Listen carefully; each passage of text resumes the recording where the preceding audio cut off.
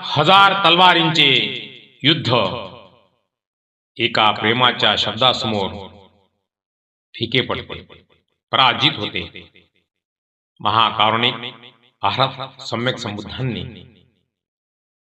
आपल्या मंगलमैत्रीने, करुणेने, दयाभावाने सर्वांचे मन जिंकले. आपण जर दुसऱ्यांसाठी क्षमा, दयाशील भाव ठेवला, दुसऱ्याबद्दल करुणा उत्पन्न केली, तर निश्चितच त्याच्या मनामध्ये आपल्याबद्दल असलेला वैरभाव हा नष्ट होतो.